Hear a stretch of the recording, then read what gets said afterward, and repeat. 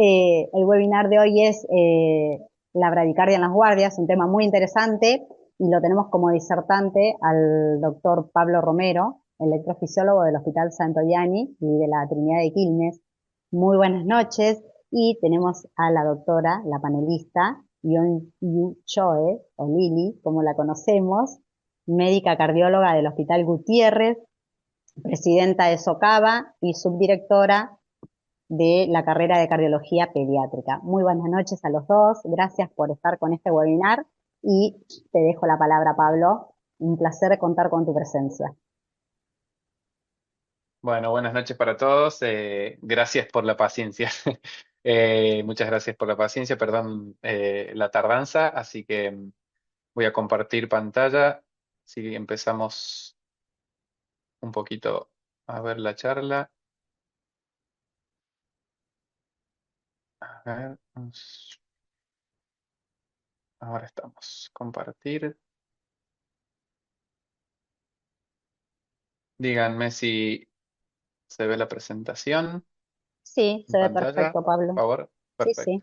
Muy bien.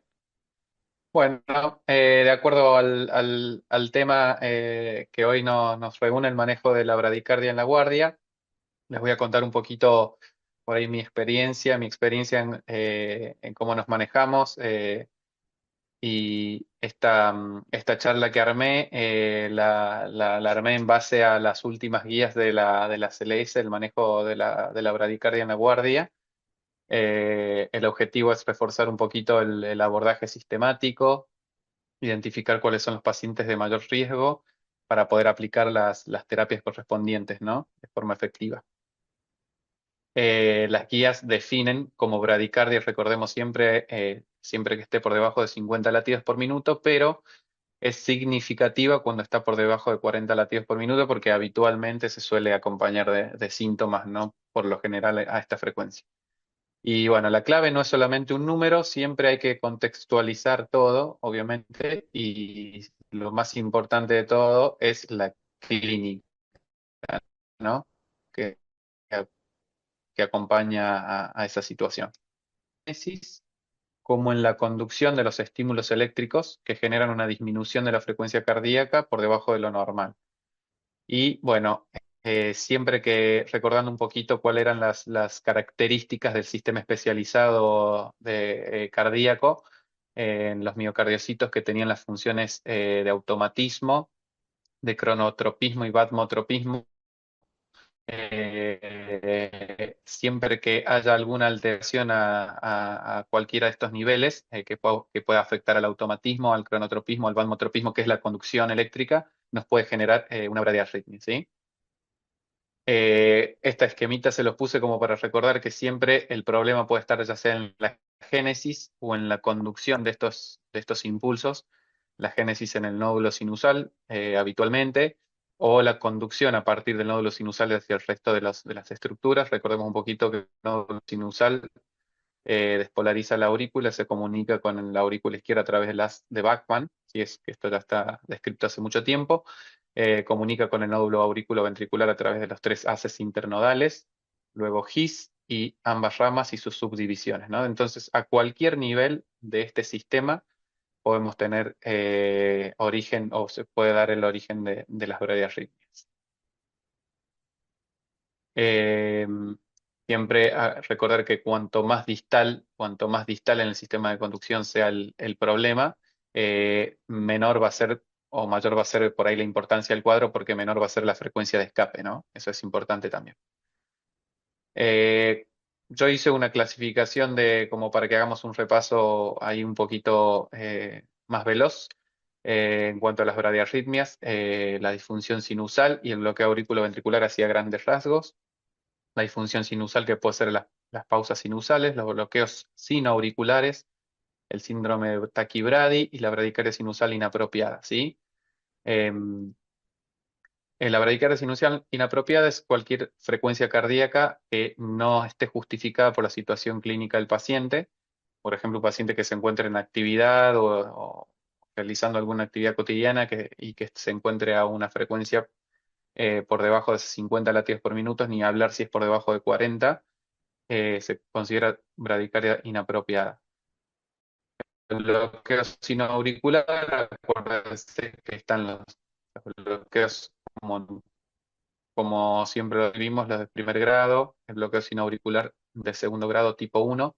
Estos son a partir del tipo 1 son los que se pueden ver en el electrocardiograma por un agrupamiento de las ondas P y de golpe falta una onda P, ¿sí? Y genera una pausa significativa. Acuérdense que las pausas significativas las describimos por encima de 3 segundos si se acompaña de síntomas y por encima de 6 segundos más allá de si es sintomático o no. Los bloqueos sinoauriculares de segundo grado, donde hay un bloqueo de un impulso sinusal sin prolongación previa de la conducción sinoauricular, es decir, no hay agrupación de las ondas P, de golpe falta una onda P, y habitualmente esta pausa siempre es múltiplo de la frecuencia que traía el paciente previamente, porque el problema no está en el nódulo sinusal que está gatillando correctamente, sino que hay un bloqueo entre el nódulo sinusal y el resto de la aurícula. Y los bloqueos sinoauriculares de tercer grado, donde directamente vemos ausencias de ondas P con algún latido nodal siempre como escape o más distal, ¿sí? Siempre les puse este esquemita por ahí para recordar cuál es la diferencia entre pausa y paro sinusal, que a veces nos confunde un poco. El bloqueo sinoauricular, se los dije hace un momento, pero los repito, siempre y cuando el nódulo sinusal siga gatillando, el problema no está en el nódulo sinusal, la génesis, sino digamos, en la despolarización de la aurícula. Hay un bloqueo entre el nódulo sinusal y el resto de la aurícula. Por lo tanto, cuando haya una pausa generada por un bloqueo sinoauricular, la pausa va a ser va a ser múltiplo de la frecuencia que traía el paciente. En cambio, la pausa sinusal es el nódulo sinusal perdió el automatismo y dejó de estimular, de despolarizar. Entonces, cuando retome la actividad, lo va a hacer a una frecuencia aleatoria y X, que ya no va a ser múltiplo de la frecuencia que traía. Esa es la diferencia principal, ¿sí? Esto es lo que les decía hace un momento, que mayor a 3 segundos no la consideramos significativa cuando se acompaña de síntomas. Si es más de 6 segundos, ya más allá de que tenga síntomas o no, hay que tomar alguna conducta más activa. El síndrome taquicardia o bradicardia, que es algo que vemos mucho nosotros asociados a fibrilación auricular, sobre todo, que es una pausa significativa que depende de una taquiarritmia generada en las aurículas, ¿sí? Esto genera una fatiga del nódulo sinusal y cuando la arritmia corta, al nódulo sinusal que está fatigado o con potenciales en reposo mucho más negativos de lo habitual, le cuesta mucho salir y eso puede generar síntomas habitualmente. Esto se los puse como un ejemplo porque en la guardia nos ha pasado mucho y de hecho me pasa que siempre por ahí nos consultan por bradicardia sinusal significativa y parecería que es algo que es una tontera, pero siempre hay que ver cómo está configurado el electrocardiograma a la hora de realizarlo. Por ejemplo, acá nos consultaron por una paciente que tenía una bradicardia severísima y cuando vimos estaba a 50 milímetros por segundo la velocidad. Es lógico que nos dé una frecuencia más baja si no está en la velocidad estándar, que es de 25. Entonces, esto siempre hay que mirarlo, ¿no? Es importantísimo. Esto es la configuración estándar, 10 milímetros por milivoltio de amplitud y 25 milímetros por segundo de velocidad. Esto era para recordar un poquito pero bueno, vamos pasando un poquito a los bloqueos auriculoventriculares, que por ahí son las situaciones que mayormente vemos en la guardia por la que más nos consultan. El bloqueo, bueno, el de primer grado es solamente una prolongación del intervalo PR. El bloqueo AB de segundo grado, acuérdense que tenemos la variante MOVITS 1, que es la prolongación progresiva del PR hasta que una onda P se bloquea, y la clave para hacer el diagnóstico de esto es que siempre el siguiente intervalo PR que conduce o que recupera la conducción siempre es más cortito que el último conducido, ¿sí? Entonces, típico de una secuencia MOVITS 2, donde no hay una prolongación previa del intervalo PR y de golpe bloquea una P sin prolongar progresivamente el intervalo PR. ¿Y cuál es la importancia de uno del otro? Generalmente este comportamiento progresivo, este prolongamiento progresivo decremental de la conducción, nos habla de que hay un problema por lo general, en la mayoría de los casos, supraiciano. Siempre lo supraiciano tiene mejor pronóstico que lo infriciano. cambio acá, como no hay una prolongación progresiva del intervalo PR, uno supone que el problema está por debajo del GIS, donde yo no hay un comportamiento cálcico de las fibras, ¿sí? Entonces nos dice que el problema está por debajo del GIS y eso tiene otro pronóstico y otro abordaje. El bloqueo auriculoventricular 2.1, ¿sí? De segundo grado tipo 2.1, donde ya de cada onda, de dos ondas P, una está bloqueada. Eso nos dice que hay un problema un poquito mayor. Y los bloqueos auriculoventriculares de alto grado, donde hay dos o más ondas P bloqueadas. Y esta es una situación previa al bloqueo auriculoventricular completo, que es el caso que les pongo ahora, el bloqueo auriculoventricular completo, donde tenemos ondas P totalmente disociadas del intervalo QRS. Y en este caso, si vemos el QRS, el escape es angostito y tiene una frecuencia bastante aceptable, alrededor de los 45 auriculoventricular, lo cual es mucho mejor que tener un escape mucho más distal, ¿no? Eh, Vamos específicamente a ver cómo es el manejo, cómo nos organizamos, digamos, para el manejo de la bradicardia en la guardia, que es lo que nos importa. Siempre la primera pregunta en toda bradiarritmia es ver si el paciente está estable o inestable. Básicamente esto nos habla si hay algún síntoma de bajo gasto, ¿sí? Como puede ser la hipotensión, que se define con tensiones por debajo de tensión sistólica por debajo de 90 milímetros de mercurio, si hay alguna alteración aguda del estado mental, ¿sí? Si hay signos de shock como piel fría, diaforesis, si existe el dolor torácico isquémico agudo, una angina que también puede ser una expresión, o si el paciente está en insuficiencia cardíaca. Es acá donde tenemos que actuar un poquitito más de forma más rápida, ¿sí? En estos pacientes. Con respecto a cómo manejamos o cómo abordamos el paciente en la guardia, siempre, y esto en todos los pacientes que están inestables o con compromiso hemodinámico, siempre mantener permeable la vía aérea, eh, administrar oxígeno si la saturación está por debajo de 94, de 90, perdón, eh, de 94%. El monitoreo siempre es importantísimo, conectar al paciente, tener todos los signos vitales monitorizados, contar con un acceso vascular, ¿sí?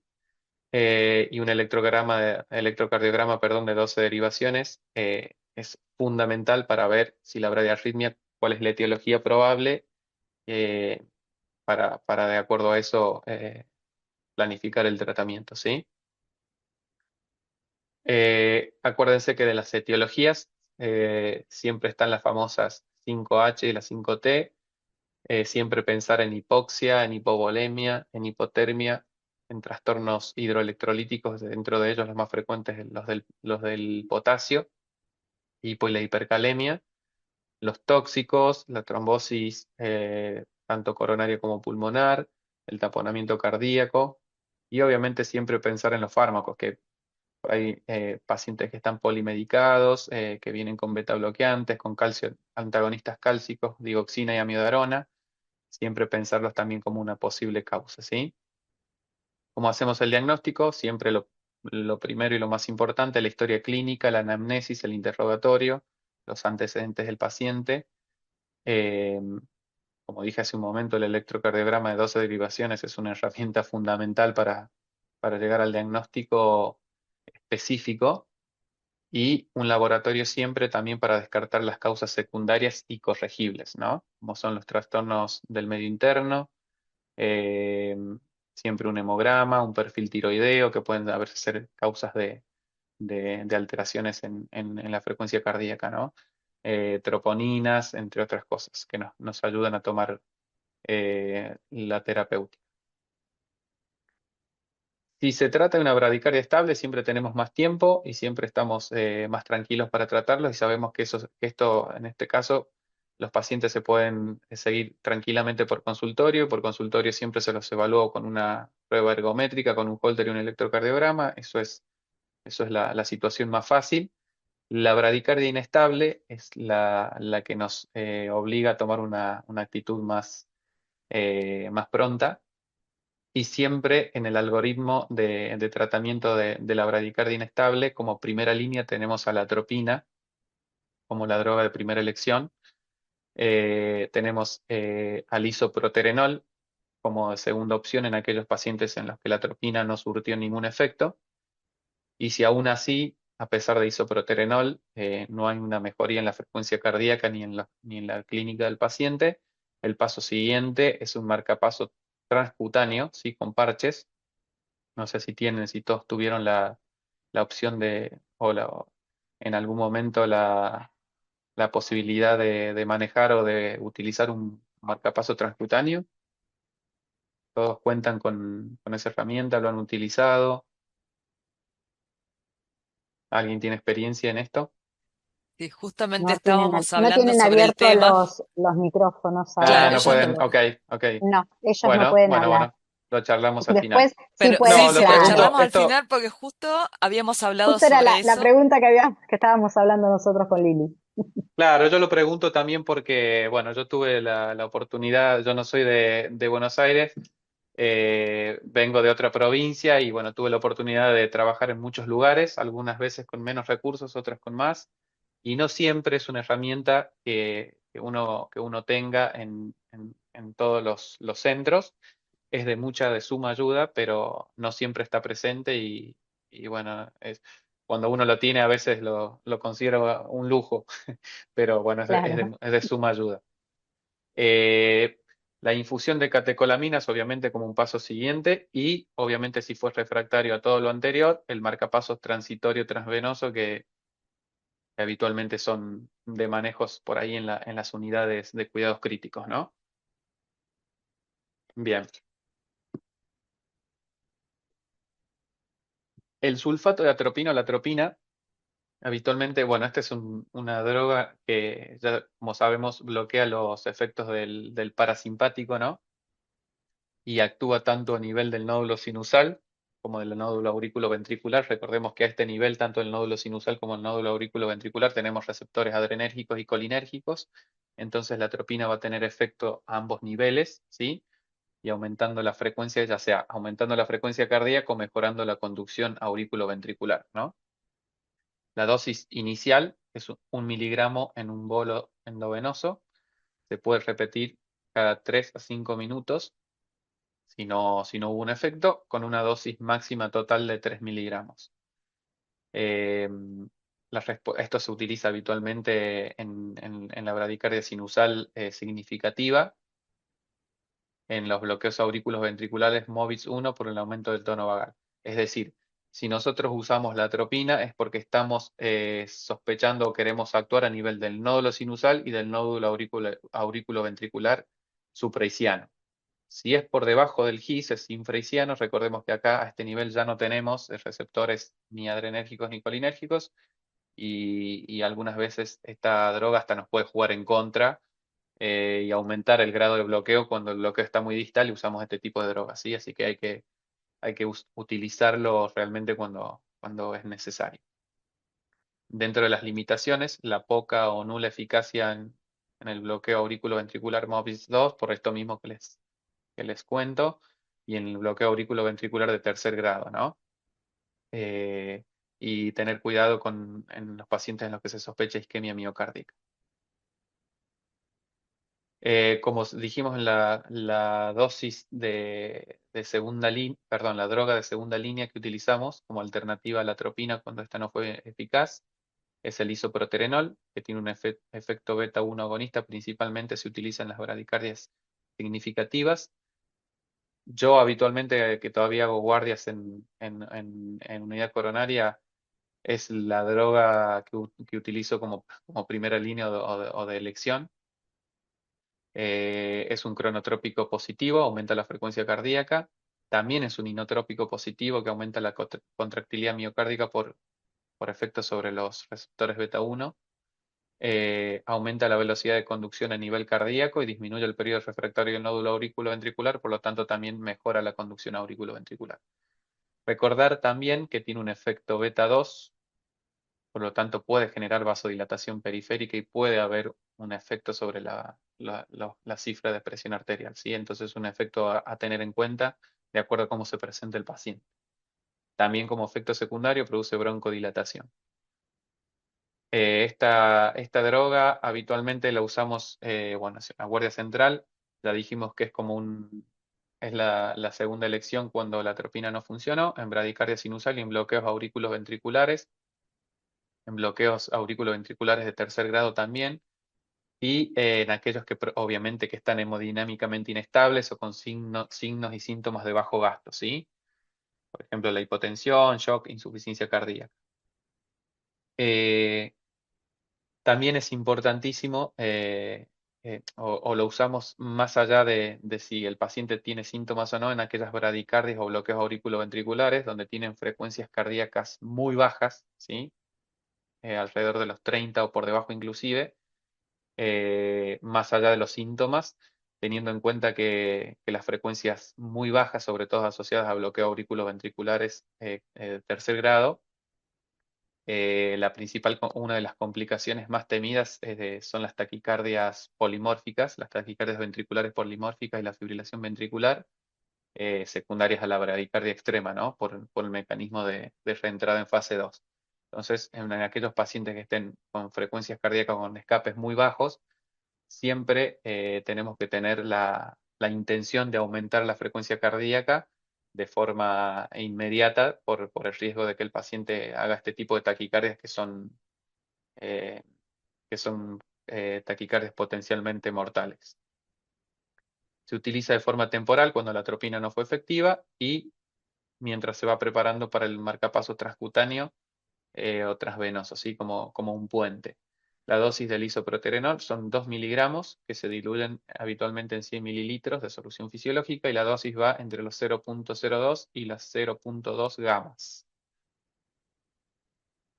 Pasando un poquito a la tercera terapia, que es la terapia que viene luego de la utilización de las drogas, o si con las drogas fue refractaria, o como un puente a colocación de un marcapaso transvenoso, tenemos el marcapaso transcutáneo, ¿sí? Para aquel que no tuvo la oportunidad de utilizarlo, vienen unos parches que son especialmente para marcapaseo, que no son los mismos que uno utiliza para hacer cardioversión. Eh, Eso sí, el posicionamiento es muy parecido, prácticamente igual al que nosotros utilizaríamos para hacer una cardioversión eléctrica, ¿sí? Para esternal derecho y apical es la posición que habitualmente se utiliza, ¿sí? Estos parches se conectan donde habitualmente iría el conector de las palas, ¿sí? Se conecta directamente estos parches. Hay una sola entrada posible, así que esto es como bastante lógico para usarlo. Eh, Todos los desfibriladores traen la opción de marcapaseo, ¿sí? Por ejemplo, acá yo les muestro uno que directamente uno accionando un botón activa la función acá dice pacer, puede decir pacemaker, ¿sí? De marcapaseo. Esto tiene que estar esta luz encendida para saber que está activo, obviamente que conectado a los parches que les mostré anteriormente, ¿sí? Tenemos otro botón debajo que nos da la opción de aumentar o bajar la frecuencia cardíaca a la que nosotros queremos marcapasear. Acá nos muestra habitualmente una derivación, ¿sí? En la que nosotros podemos ver si el marcapaseo es eficaz y qué frecuencia tenemos. Habitualmente esta derivación nosotros también la podemos elegir. Acá en esta opción, que es el voltio o los voltajes la corriente que yo utilizo como salida para lograr una captura del ventrículo, que también una captura, perdón, cardíaca, una despolarización, que yo también puedo bajar o subir la amplitud de salida. eh, y, y bueno, todo esto yo lo puedo ir configurando desde acá. Hay otros que directamente la opción las traen como una perillita, donde yo girando esta perilla los puedo poner en modo marcapasos o en modo desfibrilador o cardioversión. Yo tuve la oportunidad de utilizar los dos y es bastante lógico para utilizarlo, bastante fácil. Eh, bueno, pasando un poquitito al uso del marcapaso transvenoso, que por ahí es la opción o la herramienta más invasiva de todas, pero que en algún momento termina siendo la última opción cuando ya fallamos con todas las anteriores y el paciente sigue muy bradicárdico, muy sintomático, ni hablar si está haciendo taquicardias polimórficas reentrada, secundaria a la bradicardia, tienen la indicación de colocación de un marcapaso transvenoso, ¿sí? Mostrándole acá un poquito los materiales, bueno, se pone a través de un introductor, utilizando la técnica de Seldinger que ya conocemos todos para un acceso central. Eh, el, el marcapasos o el catéter de marcapasos puede venir de varias formas. A veces vienen con un balón en la punta, no todos lo traen, pero el que los trae, por ahí esta herramienta facilita mucho más la navegación adentro de las cavidades y mucho más fácil posicionarlo en el ventrículo derecho, ¿sí?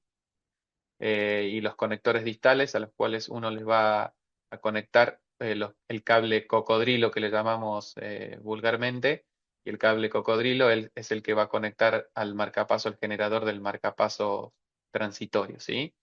No sé si utilizaron alguna vez alguno, pero el marcapaso transitorio trae básicamente la opción de encendido, una opción para configurar la sensibilidad, la frecuencia cardíaca y la amplitud a la que uno está estimulando, ¿sí? Eh, Siempre trae los conectores identificados con un color para que no se nos confunda dónde va cada conector. Eh, es importantísimo siempre al marcapaso transitorio ponerle este forro, no sé si se ve bien la foto, por ahí está un poco chica, pero este forro protector, que es el que va a cubrir, ahora les voy a mostrar un videíto, pero este es el que cubre el marcapaso transitorio y permite mantener la esterilidad a la hora de si hay que recolocarlo, moverlo, sacarlo y volverlo a poner. Este material, el protector, es el que nos permite mantener la esterilidad. Entonces tenemos que contar con todos estos materiales y un electrocardiograma, lógicamente. El acceso venoso habitualmente para colocar un marcapaso transitorio, siempre que sea posible, contar con una guía, con un Doppler vascular para hacer la punción. Esto sería lo que deberíamos hacer correctamente en todos lados. No siempre tenemos esta herramienta, pero sí está, siempre utilizarla. Siempre los accesos que uno prefiere eh, para un marcapaso transitorio son la yugular derecha o la subclave izquierda, porque estas son las venas que tienen menos cantidad de curvaturas y las que anatómicamente nos permiten alojar el cable con mayor facilidad o entrar con mayor facilidad al ventrículo derecho. Fíjense acá la subclave izquierda cómo hace esta curva que ya viene preformada en el marcapaso transitorio y nos permite entrar casi de forma directa al ventrículo derecho. Por ahí la única contraindicación, o por ahí a nosotros no nos gusta utilizar tanto esta vía o esta zona, porque es el sitio donde nosotros vamos a colocar finalmente el marcapasos definitivo, ¿no? En la zona prepectoral izquierda. Entonces, si yo le pongo un acceso a este lado, estoy vehiculizando una potencial puerta de entrada que me puede generar después una infección cuando le ponga el marcapaso definitivo. Así que personalmente yo no los pongo por esta vía, pero es una de las que está más recomendada anatómicamente. Y si no, la yugular derecha, así que también prácticamente no tiene tantas curvaturas para sortear, entonces es mucho más fácil para alojar el catéter en el ventrículo derecho. Acá creo que les puse un videíto para que vean. A ver si pueden verlo acá. Sí,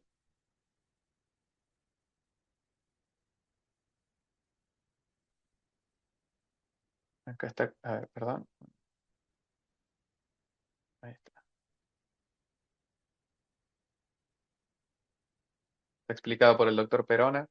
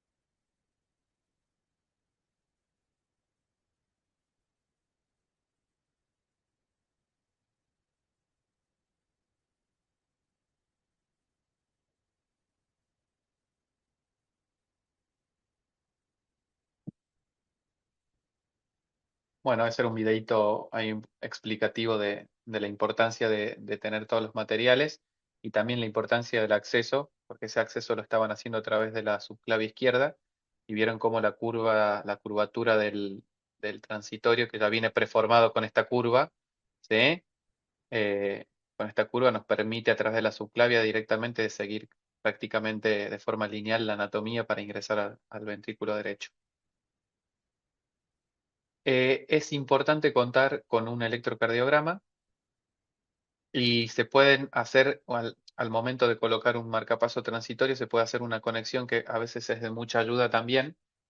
Si nosotros conectamos el electrodo de color negro en los dos cables o en la punta de ambos cables del marcapaso transitorio y hacemos un puente, una conexión con el cable, el conector de color rojo en la derivación V1 de las precordiales de un electrocardiograma, uno puede tener en el electrocardiograma un registro de una onda intracavitaria, ¿sí? Como si estuviéramos viendo una señal intracardíaca, como por ejemplo cuando hacemos un estudio electrofisiológico que vemos directamente, o como cuando hacemos, por ejemplo, un implante de marcapaso que estamos viendo directamente la onda de lesión que producimos o el impacto que se produce al apoyar el catéter en las cavidades, ¿sí? Y siempre para saber que estamos adentro de la cavidad y no hemos perforado nada, tenemos que ver, es decir, si estamos estimulando el endocardio, siempre tenemos que ver esta onda como si fuese una onda de lesión positiva, como si fuese un supra. Recordemos que siempre el supra es por afección del subendocardio.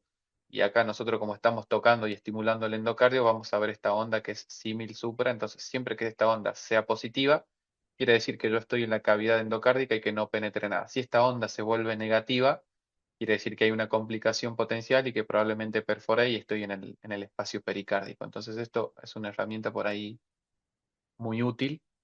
No todo el mundo la utiliza, pero nos da mucha seguridad y mucha información en el implante. Siempre esta onda en V1, si yo armo este puente, tiene que ser positiva. Entonces eso quiere decir que estoy correctamente adentro de la cavidad. El electrocardiograma también me permite ir viendo cómo voy avanzando, ¿sí? Eh, a nivel de cuando estoy en la aurícula, cuando estoy entrando en la vena cava superior, puedo ver un potencial de aurícula muy chiquitito, ¿sí? Cuando ya entré a la aurícula derecha alta, puedo ver esta derivación como este pico negativo, que es la despolarización de la aurícula que la estoy viendo negativa porque se viene desde el nódulo sinusal, desde la parte más alta, y se aleja desde el marcapaso que estoy poniendo en ese momento, entonces va a haber un pico negativo. Esto quiere decir que estoy en la aurícula derecha alta, ¿sí? A medida que voy avanzando y voy bajando, empiezo a ver una onda que es tanto igual de positiva como negativa. Quiere decir que estoy en la aurícula media y cuando estoy en la aurícula baja, como el nódulo sinusal ya quedó por encima de mi marcapaso, veo una onda totalmente positiva, ¿sí? Entonces, si yo voy prestando atención a estas ondas, me va permitiendo saber también en qué parte de la cavidad estoy, si no cuento con una guía radioscópica, lógicamente. Esto es lo que yo vería si estoy en el BD libre, sin apoyarme, ¿sí? Veo una espiga y no veo prácticamente ninguna despolarización. Y acá veo la espiga y veo una onda de lesión ventricular positiva, que es lo que les describí previamente, ¿sí? Entonces, si yo utilizo esta herramienta, me permite ir viendo cómo voy avanzando en las cavidades. Por eso es muy importante. Bueno, la preparación, creo que un poquito ya se los había mencionado al principio. Siempre que podamos contar con este catéter balón, por ahí es mucho más fácil para navegar. Los conectores, el negro siempre se conecta con el polo negativo y el rojo con el polo positivo. Pero como les dije, siempre vienen caracterizados por los colores para que no exista una confusión. Entonces siempre el mismo color va con el mismo color, negro con negro, rojo con rojo. Siempre prender el marcapasos a 60 latidos por minuto y a 10 voltios, es lo que habitualmente sugerimos, ¿sí? Estas perillitas son las que nos permiten, acuérdense, una configurar la frecuencia cardíaca, otras la amplitud o la salida, ¿sí? Los voltios. Entonces ponemos a 60 latidos por minuto, a 10 voltios, avanzamos el catéter de 15 a 20 centímetros hasta llegar a la aurícula. Habitualmente esa es la distancia que tenemos desde la punta hasta llegar a la aurícula, habitualmente son entre 15 y 20 centímetros. Se infla el balón una vez que estamos en la aurícula hasta que empezamos a obtener captura y empezar a avanzar el catéter, ¿sí? Las mediciones del umbral de captura es importantísimo cuando vamos a colocar un marcapaso transitorio, porque esto nos permite saber si está correctamente colocado y está bien en contacto. Entonces lo que hacemos es, cuando aumentamos la salida a 10 milivoltios, como les dije al principio, vamos bajando progresivamente el voltaje o la cantidad de energía que entrego y al voltaje a la que hubo una pérdida de captura o el marcapasos dejó de generar un complejo QRS, como vemos acá, que hay una espiga, pero no se sigue de una despolarización como vemos acá.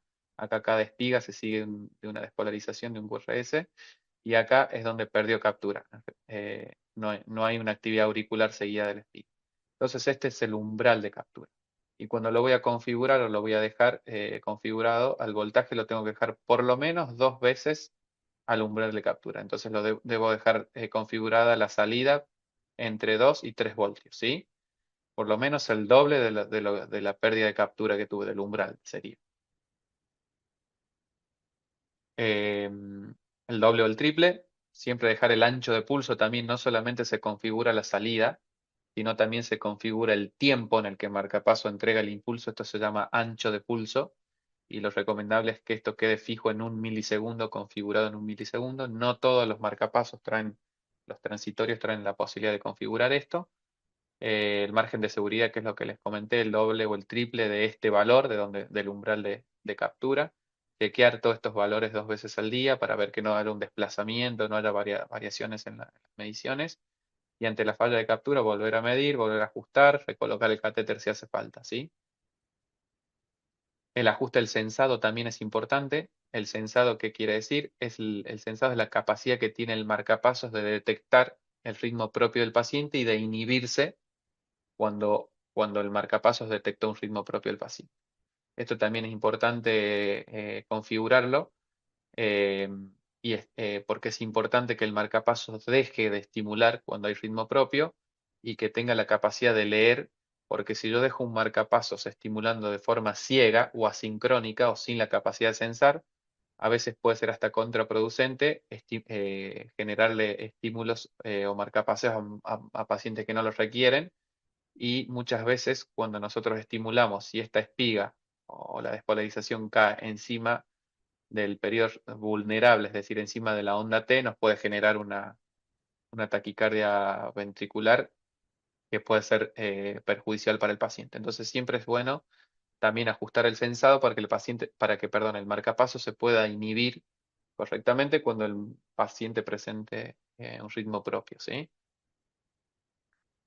Las complicaciones de una colocación de un marcapaso transitorio, obviamente que las más comunes por ahí y las más sencillas de solucionar son las fallas de sensado, fallas de captura. Las menos deseables son el neumotórax, la perforación de alguna cavidad y el taponamiento como una complicación de la perforación. Las arritmias, lógicamente, por esto que les venía explicando previamente, y el paro, ¿no? Y lógicamente las infecciones. Por eso es importantísimo poner o colocar los marcapasos transitorios en una condición de esterilidad completa, con todos los materiales que uno requiere, inclusive con el forro protector que les mostré en el video. Eso es muy importante también para poderlo manipular adecuadamente, ¿sí? Y es una de por ahí, de las complicaciones que más frecuentemente vemos también asociadas a los marcapasos transitorios. Bueno, creo que eso fue un poco la charla. Eh, Muchísimas gracias y no sé si hay alguna pregunta, alguna duda. Creo que había preguntas por ahí. Acá les dejé una Muchísi- fotito de mi pueblo, del lugar donde vengo.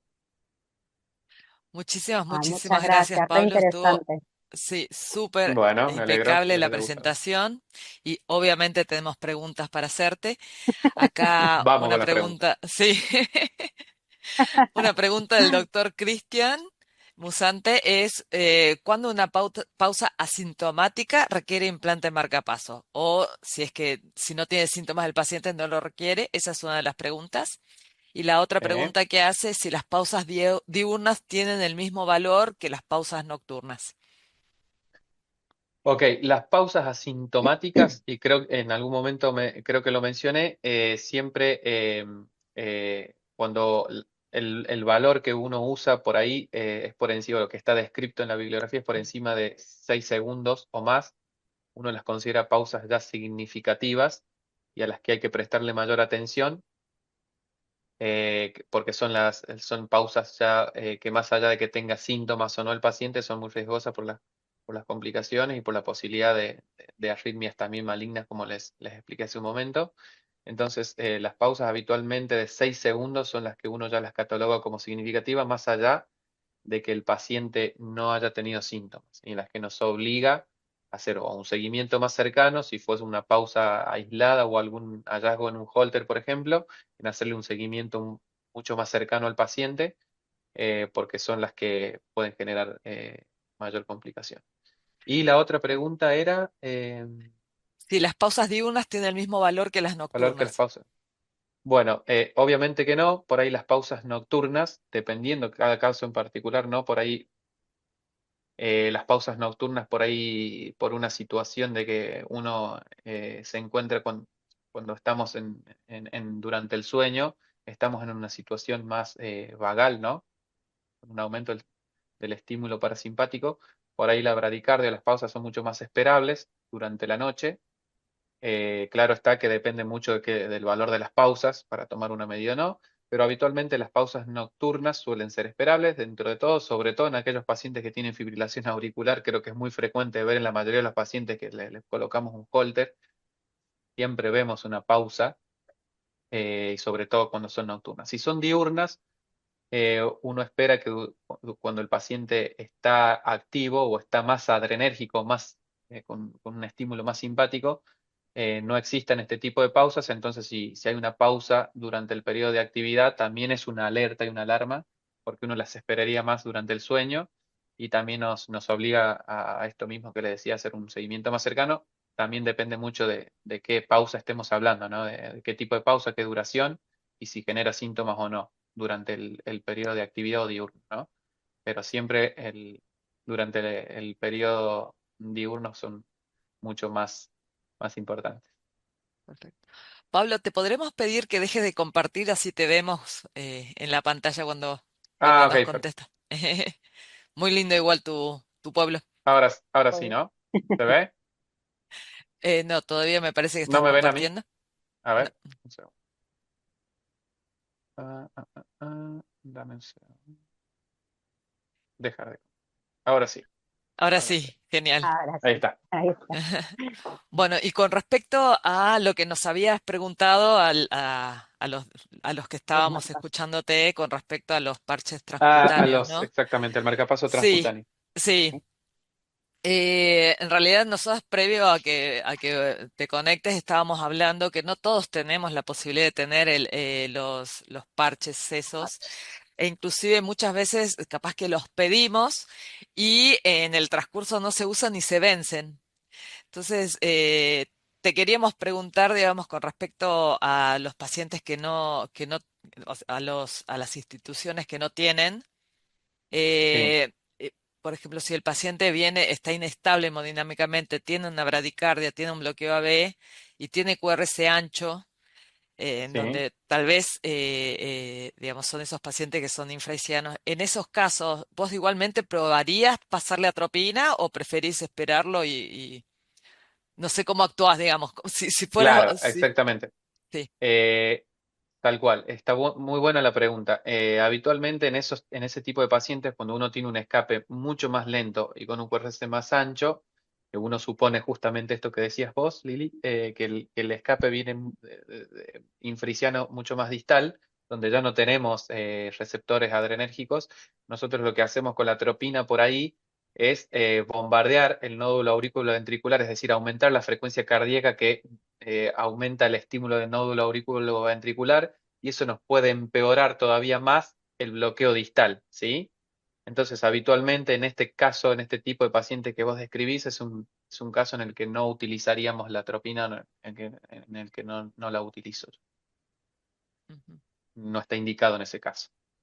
Perfecto. Y tenés alguna manera, mientras, si no tenés parche, por ejemplo, tenés alguna manera de zafar la guardia hasta que venga alguien que te ayude, un electrofisiólogo?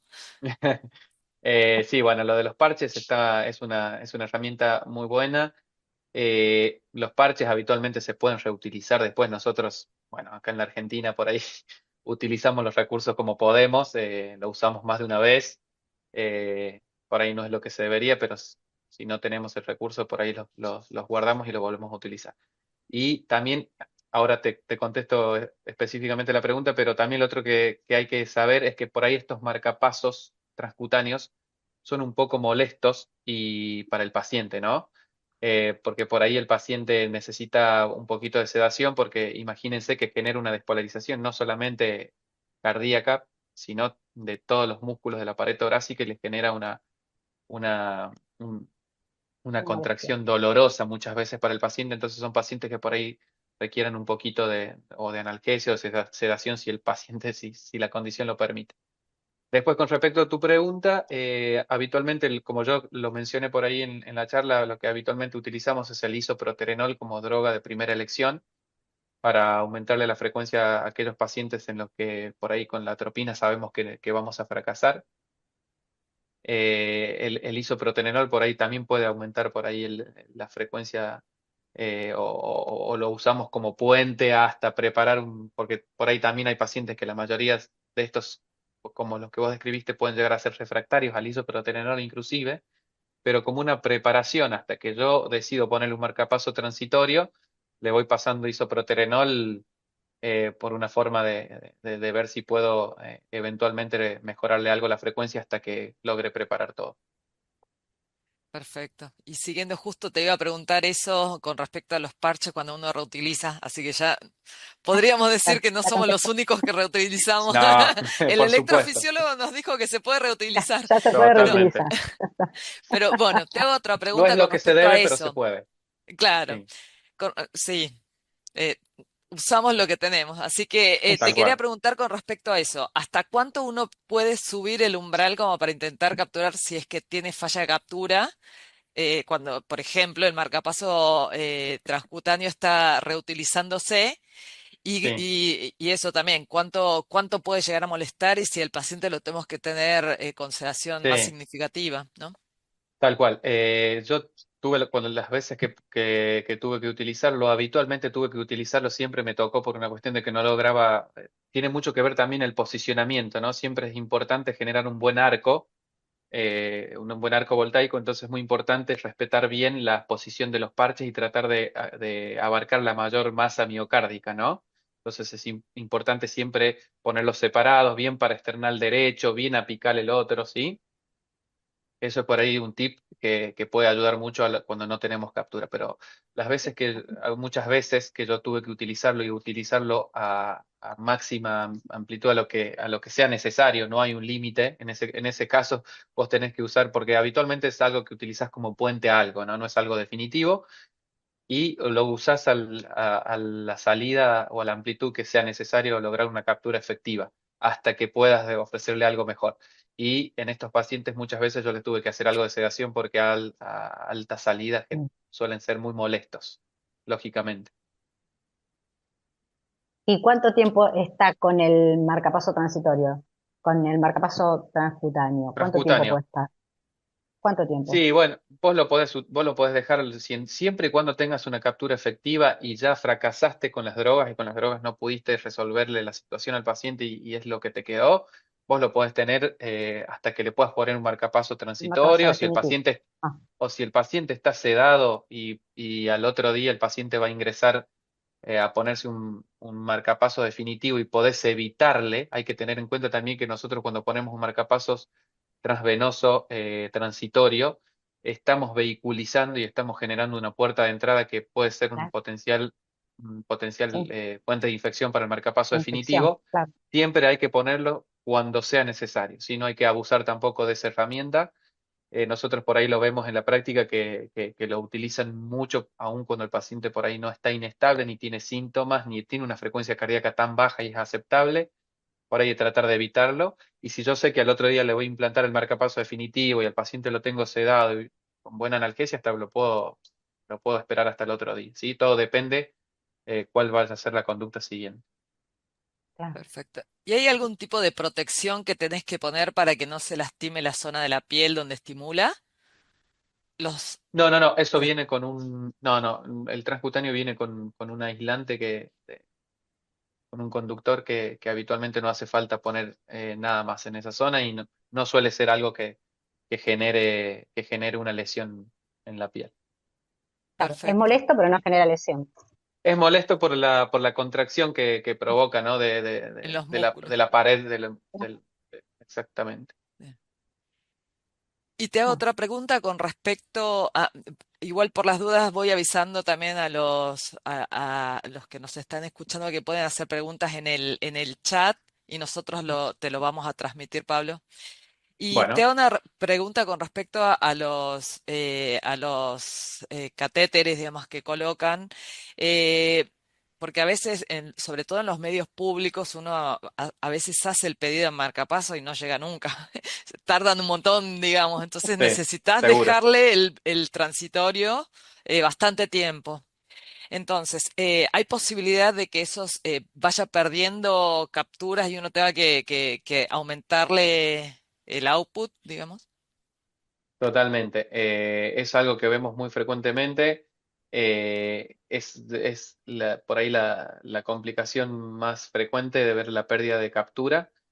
Cuanto más tiempo pase, más complicaciones, mayor posibilidad de que se desplace, de reposicionamiento, ¿sí? Mayor manipulación. Acuérdense que son pacientes que por ahí están en unidad de cuidados críticos, que tienen otro tipo de invasiones o, bueno, también en el cuidado de enfermería por ahí, cuando no son muy cuidadosos, también se puede desplazar y con el tiempo habitualmente vemos que si no está bien colocado, bien fijado, ¿sí? Tiene más chances de moverse y de perder captura, sí. Sí, eso es así. Y ahí nos apuramos y lo llamamos otra vez. claro. Sí, muchas veces, mira, nosotros habitualmente en nuestro servicio, bueno, nosotros tenemos la suerte de contar en el Hospital Santoyani con un banco de marcapasos, entonces no tenemos por suerte ese problema, no se dilata el implante del marcapaso definitivo en absoluto para el paciente que lo necesita. Eh, de todos modos, nosotros en aquellos pacientes en los que vemos que va a ser por una cuestión de obra social o porque sea un paciente que no tiene obra social, no tiene cobertura y que vamos a ver y que suponemos que va a estar mucho tiempo en esa situación con un marcapaso transitorio, optamos nosotros por ponerle un marcapasos transitorio, pero con el cable de fijación activa. Es el cable que Ajá, utilizaríamos para poner un marcapaso Esto es definitivo. definitivo.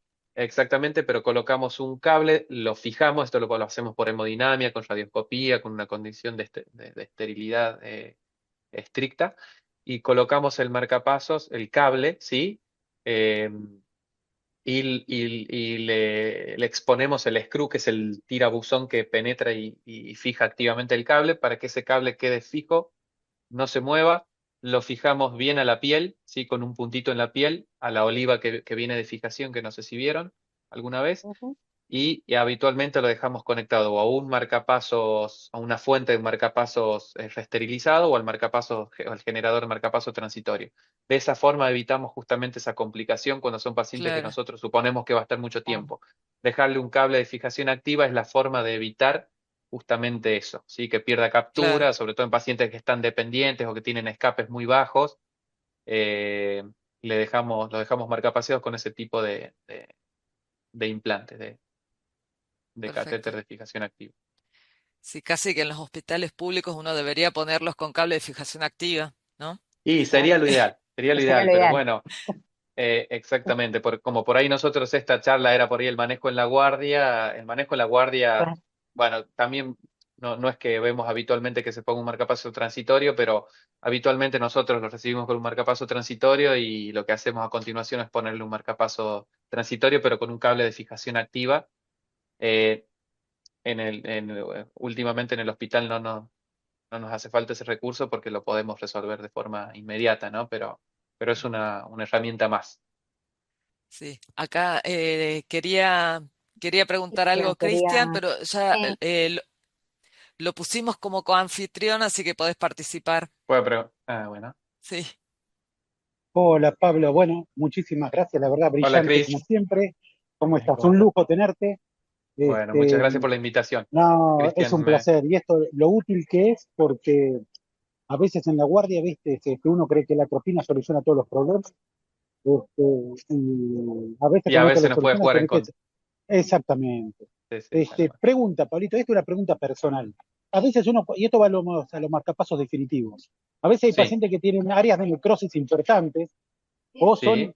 hipertróficos importantes, que la batería tiene una duración mucho más corta. Entonces, ¿vos sabés si se está trabajando en recarga de baterías como se hace con los celulares?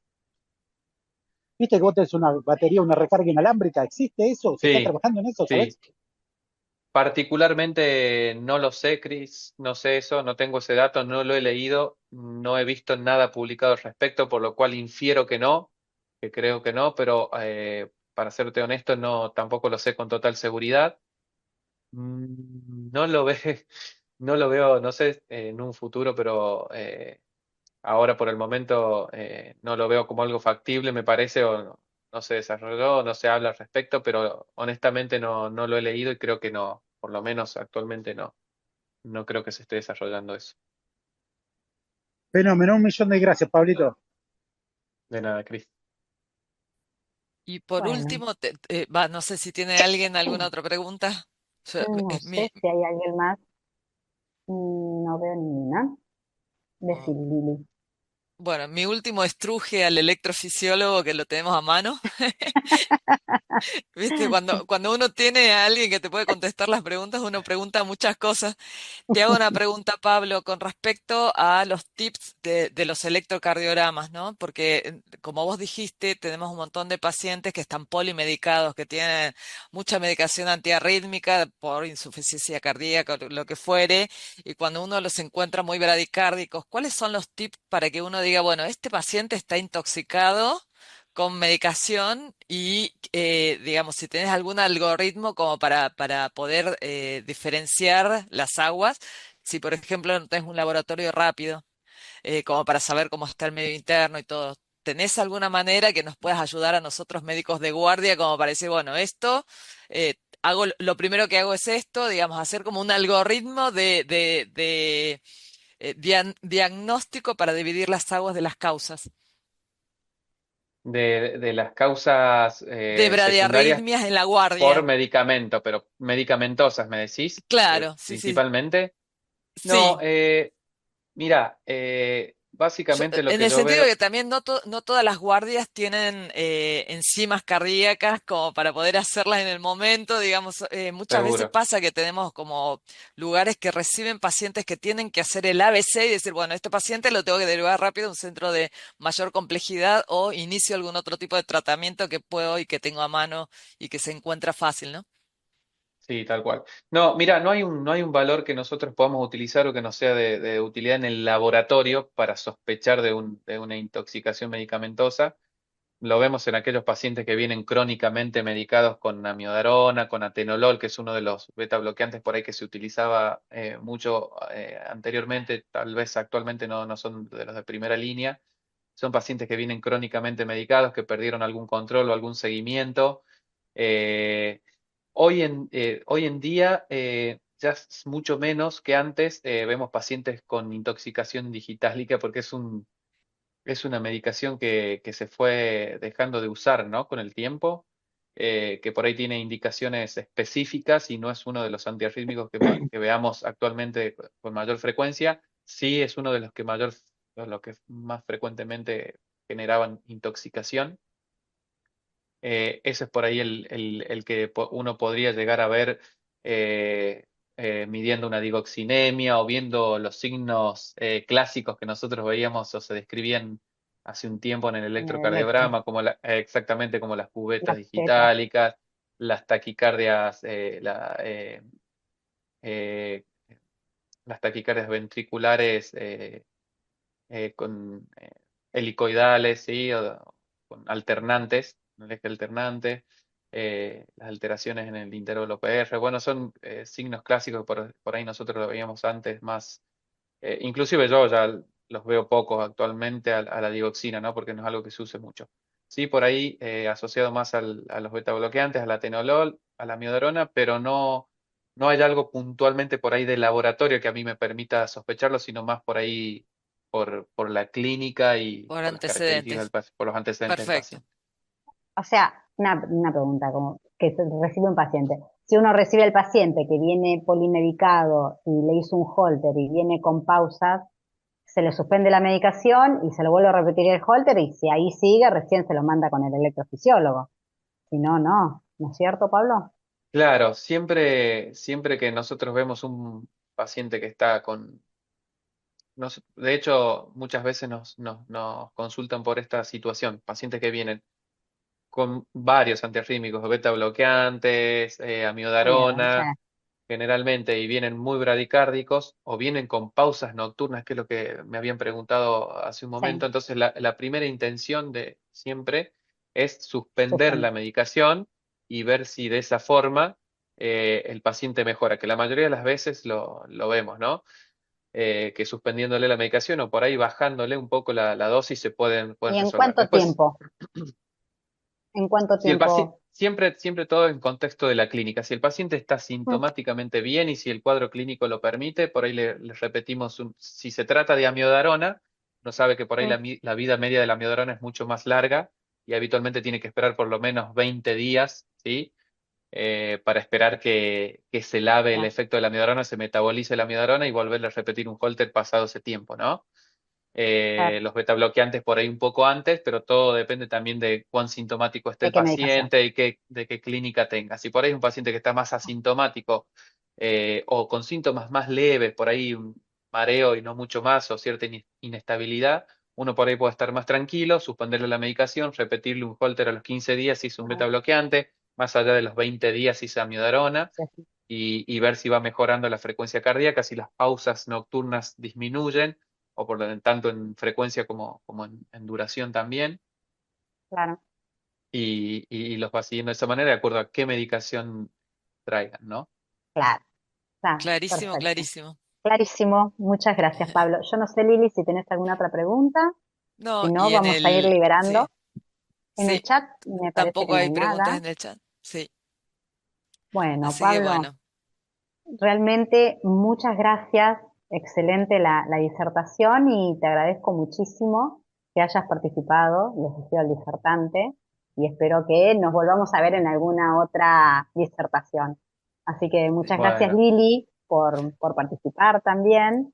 Gracias a todos, a los que estuvieron presentes y muchas gracias por participar. Nos bien, vemos. muchas gracias a Hasta todos. luego. muchísimas Impecable gracias la a todos por la presentación, ¿eh? invitación. Chau, Gracias por la chau, suerte, Gracias. invitación. gracias. Gracias, Gracias, Pablito. Pablo. Muchas Gracias, gracias. Cris.